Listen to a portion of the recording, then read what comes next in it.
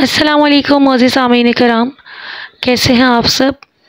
उम्मीद है आप सब खैरियत से होंगे और हमारे चैनल को सब्सक्राइब करें, लाइक करें, शेयर करें। अगर अभी तक आपने सब्सक्राइब नहीं किया तो ज़रूर सब्सक्राइब करें ताकि खूबसूरत वीडियोस आप तक पहुंचती रहें। आज जो मैं टॉपिक आपके लिए लेकर आई हूँ वो है बहुत ही खूबसूरत नमाज। नमाज ना पढ़ना और नमाज पढ़ना, इन दोनों लोगों के बारे में मैं आपको बताऊंगी। अल्लाह ताला फरमाता है कि जब एक इंसान नमाज पढ़ने के लिए सोचता है, वो पानी लेता है जब वज़ू करने के लिए, और पानी अभी उस जिस्म को छूता भी नहीं है, तो अल्लाह पाक फरिश्तों से फरमाता है कि इसके तमाम गुनाह माफ़ कर दो, और वो अपने तमाम गुनाहों से पाक हो जाता है। फिर अल्लाह ताला फरमाते हैं कि जब एक इंसान नमाज पढ़ने खड़ा हो जाता है तो अल्लाह ताला फरिश्तों से कहते हैं कि फ़रिश्तों, इसके जितने भी गुनाह हैं नामा अमाल में, वो एक लेकर एक साइड पे रख दो। जब वो नमाज पूरी कर लेता है तो फरिश्ते पूछते हैं कि या अल्लाह, अब नमाज पूरी हो गई है तो क्या इसके गुनाह इसे वापस कर दें? तो अल्लाह ताला फरमाते हैं कि नहीं, जो चीज़ इससे ले ली है वो अब इसे वापस नहीं देनी। इंसान गुनाहों से बिल्कुल पाक हो जाता है।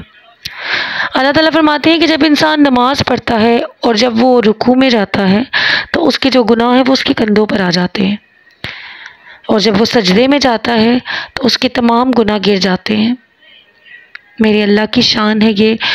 और हम आज क्या करते हैं कि नमाज पढ़ने से जान छुड़वाते हैं। कोई हमें कहे नमाज पढ़ो तो हम कहते हैं नहीं भाई, हमारे कपड़े नापाक हैं, हम नहीं पढ़ रहे, या बाद में पढ़ लेंगे। हम हज़ार बहाने करते हैं। हज़रत सुलेमान फ़ारसी रज़ी अल्लाह ताला ने फरमाते हैं कि मैं एक बार एक जंगल में से गुज़र रहा था तो मैंने वहाँ एक दरख्त देखा, तो मैंने उस दरख्त को पकड़कर झंझोड़ा, उसको हिलाया, तो मौसम ख़िज़ां था, सारे पत्ते जो हैं जर्द पत्ते वो नीचे गिर गए। पास ही एक सहाबी खड़े थे, तो हज़रत सुलेमान ने कहा कि उस्मान, तुमने पूछा नहीं कि मैंने ऐसा क्यों किया है? तो हज़रत उस्मान कहने लगे कि बताएं आपने ऐसा क्यों किया है? तो फरमाने लगे तो फिर सुनो। एक बार मैं नबी पाक सल्लल्लाहु अलैहि वसल्लम के साथ एक जंगल से गुज़र रहा था, तो रास्ते में नबी पाक सल्लल्लाहु अलैहि वसल्लम ने एक दरख्त को हिलाया और उसके तमाम पत्ते दरख्त से नीचे गिर गए। तो हमने पूछा कि या रसूल अल्लाह सल्लल्लाहु अलैहि वसल्लम, आपने ऐसा क्यों किया? तो आपने कहा कि ये बताने के लिए कि जब कोई इंसान नमाज़ पढ़ता है तो उसके गुनाह इस दरख्त के पत्तों की तरह झड़ जाते हैं। सुभान अल्लाह। तो नमाज हमारी ज़िंदगी का एक बहुत ही अहम हिस्सा है जिसे हम आज भूल चुके हैं। हम अपने अल्लाह से शिकवा करते हैं, गिला करते हैं। एक औरत थी, मदीने की गलियों में चीखती चिल्लाती हुई फिर रही थी और पूछ रही थी कि मुझे नबी पाक सल्लल्लाहु अलैहि वसल्लम का पता बता दो कि वो कहाँ रहते हैं।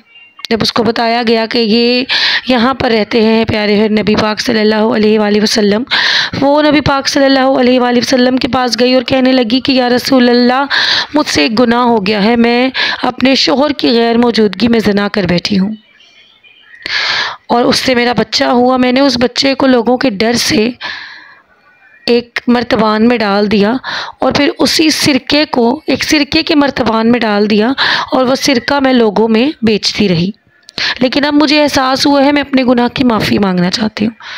तो अल्लाह ने फरमाया कि तूने शादीशुदा होकर जो ज़िना किया है उसका तुझे ज़रूर सज़ा मिलेगी।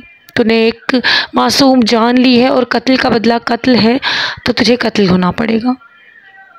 और एक जो तूने लोगों को वो सिरका बेचा है, वो गुनाह कबीरा है, उसकी सज़ा तुझे क़यामत के रोज़ मिलेगी।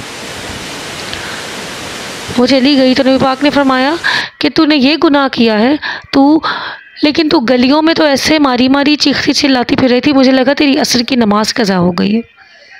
तो अब सोचें कि नमाज की क्या अहमियत है हमारी ज़िंदगी में, और हमने एक अहम चीज़ को अपनी ज़िंदगी से निकाल के दूर कर दिया है।